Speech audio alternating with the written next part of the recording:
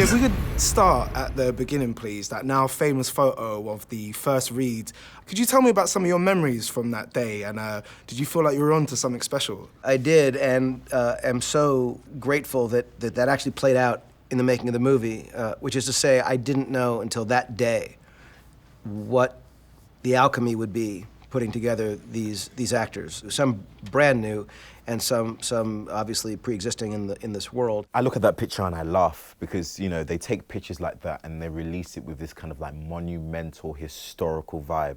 Number one, my script was back to front in the actual book thing, so I was like a bit and me and Oscar and Adam were talking about like food or something. We're talking about something random. I was training at Pinewood already for the 3 months prior to the cast photo, which was just before we started filming. So I already felt kind of like cool there. But obviously that was the first time everyone had been together and there were many more people in the room.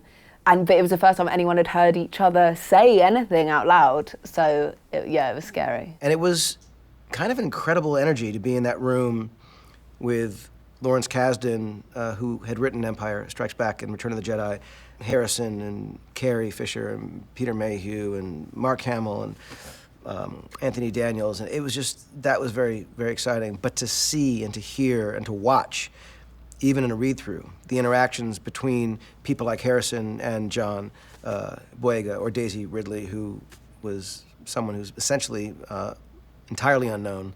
It was really just a thrill to see. Because Carrie like immediately makes people feel at ease because she's really funny and super warm. So I was really glad I sat next to her because I felt a bit more relaxed. But there were a couple of times I just looked around and was like, oh my God. I felt like I was in the midst of family and we're about to go on an incredible journey. So you weren't running around trying to get people to like sign limited edition like Han Solo. Oh, I did that later. I did that later. Oh, I definitely did that. I even signed it myself just to get the whole cast. I'm just trying to be a fan and trying to be in the movie. It's a weird balance to kind of have. Did anyone pick up 2 Panel raisins and pretend to be Leia for it? No? No, they didn't. Panel raisins? It's a missed opportunity. It was very cool to look at that photograph, of course, unposed. It was just what we were doing. And to look around that table or that room and to see all those people and to see that I was in that room, even though I know I'd been there. I remembered it, but it was still, it felt like a real honor to be part of that. I mean, it's the ultimate story between good and evil.